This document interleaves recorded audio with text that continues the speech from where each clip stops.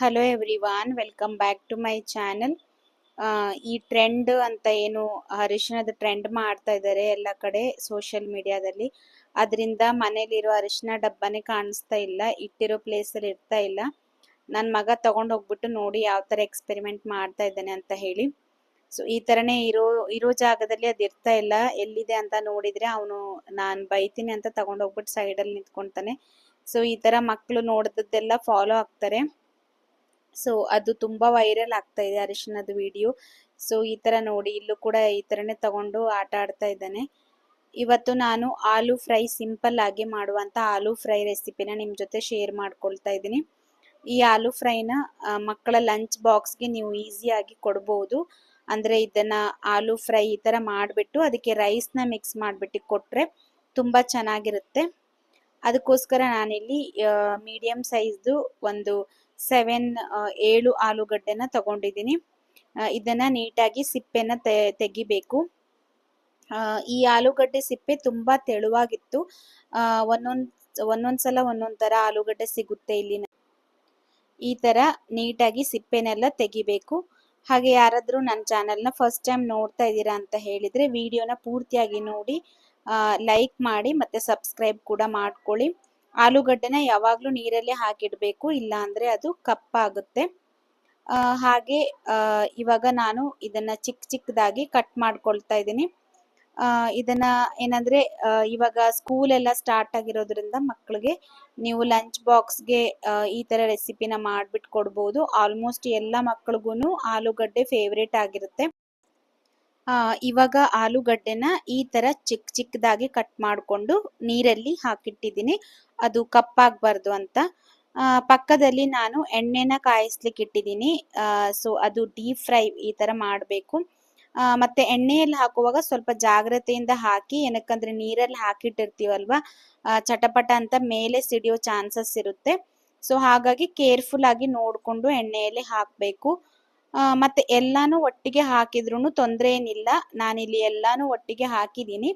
ನಮ್ಗೆ ಆಲೂಗಡ್ಡೆ ತುಂಬಾ ಕ್ರಿಸ್ಪಿಯಾಗಿ ಚಿಪ್ಸ್ ತರ ಏನಾಗೋದು ಬೇಡ. ಇದು ಜಸ್ಟ್ ನಮ್ಗೆ ಎಣ್ಣೆಯಲ್ಲಿ ಬೆಂದಿದ್ರೆ ಸಾಕು. ಇವಾಗ ನಾನು ಪಕ್ಕದಲ್ಲಿ ಸ್ವಲ್ಪ ಏನಂತಾರೆ ಸಾಸಿವೆ ಎಣ್ಣೆನ ಹಾಕೊಂಡಿದ್ದೀನಿ. ಇದು ಫ್ರೈ ಮಾಡ್ಲಿಕ್ಕೇನೆ. ಅದು ಆಲೂಗಡ್ಡೆ ಡೀಪ್ ಫ್ರೈ ಆಗ್ತಾ ಇದೆ. ಅದು ಫ್ರೈ ಆಗೋವರೆಗೂ ಇಲ್ಲಿ ನಾನು ಒಗ್ಗರಣೆನ ಮಾಡ್ಕೊಳ್ತಾ ಇದ್ದೀನಿ. ಕಡಲೆಬೇಳೆ, ಜೀರಿಗೆ ಮತ್ತೆ ಸಾಸಿವೆ ಹಾಕೊಂಡು ಒಗ್ಗರಣೆನ ಮಾಡ್ಕೊಳ್ತಾ ಇದ್ದೀನಿ. ಮತ್ತೆ ನಾನು ಜೊತೆಗೆ ಸಾಂಬಾರ್ ಕೂಡ ಮಾಡಿದ್ದೆ, ಸೊ ಅದನ್ನು ಕೂಡ ತೋರಿಸ್ತಾ ಇದ್ದೀನಿ. ಇದು ನೋಡಿ, ಇವಾಗ ಇಲ್ಲಿ ಆಲೂಗಡ್ಡೆ ಈ ತರ ಬೇಯಬೇಕು ಎಣ್ಣೆಯಲ್ಲಿ ಫ್ರೈ ಆಗ್ಬಿಟ್ಟು. ಜಾಸ್ತಿ ಕ್ರಿಸ್ಪಿ ಎಲ್ಲ ಆಗೋದು ಬೇಡ, ಬೆಂದಿದ್ದು ನಮಗ್ ಗೊತ್ತಾಗುತ್ತಲ್ವಾ. ಸೊ ಅಲ್ಲಿವರೆಗೂ ಬೇಯಿಸ್ಕೊಂಡು ಇದನ್ನ ತೆಗ್ದಿಟ್ಕೊಳ್ಳಿ. ಮತ್ತೆ ನಾನು ಪಕ್ಕದಲ್ಲಿ ಒಗ್ಗರಣೆ ಮಾಡಿದ್ದು ತೋರಿಸಿದ್ದೇನಲ್ವಾ, ಅದಕ್ಕೆ ಈರುಳ್ಳಿ 1-2 ಈರುಳ್ಳಿನ ಉದ್ದುದ್ದಕ್ಕಾಗಿ ಕಟ್ ಮಾಡ್ಕೊಂಡು ಹಾಕೊಂಡಿದ್ದೀನಿ. ಈರುಳ್ಳಿ ಹಾಕೊಂಡು ಫ್ರೈ ಮಾಡೋದ್ರಿಂದ ಏನಾಗುತ್ತೆ ಅಂದ್ರೆ, ಸೊ ಇದು ಆಲೂಗಡ್ಡೆ ತುಂಬಾ ಚೆನ್ನಾಗಿ ಬರುತ್ತೆ. ಸ್ವಲ್ಪ ನೀವು ಖಾರ ಜಾಸ್ತಿ ಹಾಕಿದ್ರು ಕೂಡ ಈರುಳ್ಳಿ ಸ್ವೀಟ್ನೆಸ್ ಅನ್ನೋದು ಅದ್ರ ಜೊತೆ ಮಿಕ್ಸ್ ಆಗಿ ಟೇಸ್ಟ್ ಚೆನ್ನಾಗಿರುತ್ತೆ. ಇದಕ್ಕೆ ನೀವು ರೈಸ್ ನ ಮಿಕ್ಸ್ ಮಾಡಿಕೊಟ್ರೆ ಅಂತೂ ಲಂಚ್ ಬಾಕ್ಸ್ಗೆ ತುಂಬಾನೇ ಚೆನ್ನಾಗಿರುತ್ತೆ. ಒಮ್ಮೆ ನೀವು ಟ್ರೈ ಮಾಡಿ, ಮಕ್ಕಳು ನಿಜವಾಗ್ಲೂ ಇದರ ಫ್ಯಾನ್ ಆಗ್ತಾರೆ. ನಾನು ಹಾಗೆ ಮಾಡೋದು.